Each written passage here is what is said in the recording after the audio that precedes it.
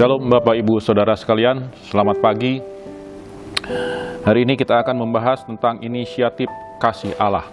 1 Yohanes 4 ayat 10 katakan, "Inilah kasih itu bukan kita yang telah mengasihi Allah, tetapi Allah yang telah mengasihi kita dan yang telah mengutus anaknya sebagai pendamaian bagi dosa-dosa kita." Kita tahu bahwa Tuhan menciptakan langit dan bumi dan segala isinya. Baru hari ke-6 Tuhan menciptakan manusia. Tuhan dan manusia itu bergaul intim, bergaul karib.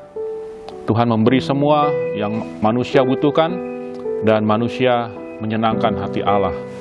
Tetapi kita juga tahu Bapak Ibu Saudara sekalian bahwa Adam dan Hawa jatuh ke dalam dosa, sehingga terputuslah hubungan antara manusia dan Allah itu. Manusia melakukan hal-hal yang tidak berkenan kepada Tuhan sekeinginan sendiri. Bahkan di dalam Kejadian 6, Menara Babel didirikan, mereka tidak tahu membedakan mana tangan kiri, tangan kanan. Itu artinya sudah parah sekali Bapak Ibu Saudara. Dan manusia melakukan hal-hal yang dilarang Tuhan. Tetapi manusia berusaha kembali untuk dipulihkan, untuk disembuhkan, untuk menjangkau Allah. Manusia berusaha untuk beribadah lagi kepada Tuhan. Itu namanya adalah agama-agama. Agama adalah bagaimana manusia mencari Allah. Tetapi Allah kita adalah Allah yang kudus, Allah yang tidak berkenan kepada dosa-dosa manusia, sehingga apapun yang dilakukan oleh manusia itu semuanya tidak berkenan kepada Tuhan. Dan Tuhan berinisiatif untuk merubah semua ini, supaya hubungan manusia dan Tuhan itu tetap aktif kembali. Inisiatif pertama adalah bagaimana Tuhan itu mengutus nabi-nabinya untuk mereka boleh mentaati firman Tuhan. Ibrani 1 ayat 1 katakan begini saudara, "Sebab pada zaman dahulu Allah berulang kali dan berbagai cara berbicara kepada nenek moyang mereka dengan perantaraan nabi-nabi." Nah, dari perantaraan nabi-nabi itu timbul pengajaran-pengajaran. Pengajaran-pengajaran itu diikuti oleh manusia, saudara. Dan pengajaran itu artinya agama. Agamawi, saudara, tidak membawa manusia kepada Tuhan. Justru agamawi membuat manusia lebih sombong. Saya lebih kenal Tuhan, saya tahu Tuhan, Tuhan berbicara kepada saya. Tetapi itu tidak membuat manusia lebih dekat kepada Tuhan. Dan dengan perjuangannya manusia itu gagal total. Dan Tuhan terus melihat seperti ini saudara. Maka akhirnya Tuhan berinisiatif untuk datang sendiri, mengutus anaknya yang tunggal kepada kita untuk kita boleh diselamatkan.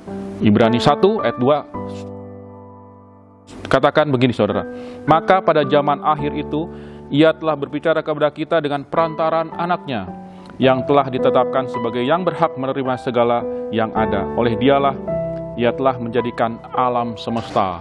Dan ayat selanjutnya, bagaimana Tuhan yang luar biasa, Tuhan pencipta semua yang ada, Tuhan berdaulat atas semua yang ada, dan Tuhan memiliki semua yang ada, mau turun ke dunia untuk bergaul karib dengan manusia. Itulah Yesus, Yesus yang mau menderita untuk kita, mengampuni dosa-dosa kita, kesalahan kita saudara, di kayu salib. Oleh karena itu Tuhan berinisiatif untuk kita. Sehingga apa yang dilakukan oleh Tuhan Yesus adalah cukup untuk kita percaya beriman kepada Dia, kita diselamatkan oleh anugerahnya. Tidak perlu tambahan-tambahan lagi saudara. Tidak perlu ditambah dengan hukum Taurat lagi dalam hidup kita. Tidak perlu ditambah lagi dengan sunat. Tidak perlu lagi dibuat dengan perbuatan baik yang daripada kita. Tetapi kasih anugerah Tuhan cukup bagi kita.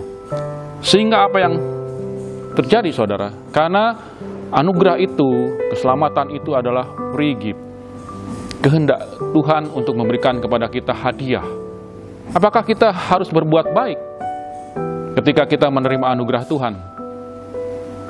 Ya, kita harus berbuat baik, tetapi ingat saudara, perbuatan baik kita bukan lahir daripada apa yang supaya kita diselamatkan, supaya kita berkenan kepada Tuhan. Tetapi Tuhan sudah membereskan semua di kayu salib. Kita menerima dengan iman, Tuhan bekerja, Roh Kudusnya bekerja dalam hidup kita, untuk kita bekerja lebih baik lagi untuk kemuliaan nama Tuhan. Berbuat baik, berbuat kasih, melakukan hal-hal yang baik, untuk kemuliaan nama Tuhan, lahirnya Roh Kudus dalam hidup kita. Itulah tanda orang-orang percaya, orang-orang yang diselamatkan di dalam Tuhan. Karena agama berkata harus lakukan ini, harus lakukan itu, harus lakukan ini.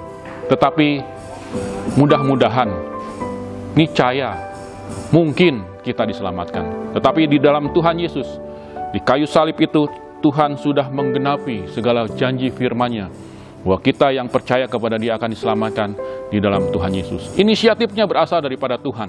Kita manusia menerima, dan orang-orang yang menerima, orang yang percaya kepada Tuhan Yesus akan diselamatkan.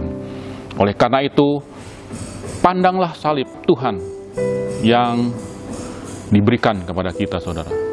Semua orang sudah berdosa, saya termasuk. Dan saya datang kepada salib Kristus untuk dipulihkan, untuk diselamatkan, untuk dijadikan anak-anak Allah, berkarya untuk kemuliaan nama Tuhan. Sebab kasih Tuhanlah yang kita bisa mengasihi orang sesama kita. Karena kebaikan Tuhanlah yang kita bisa melakukan kebaikan bagi orang lain. Dan perbuatan-perbuatan yang ajaib yang daripada Tuhan, yang diberikan kepada kita, kita bisa melakukan itu untuk kemuliaan nama Tuhan.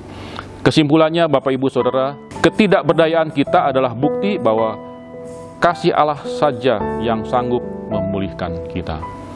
Tuhan Yesus memberkati.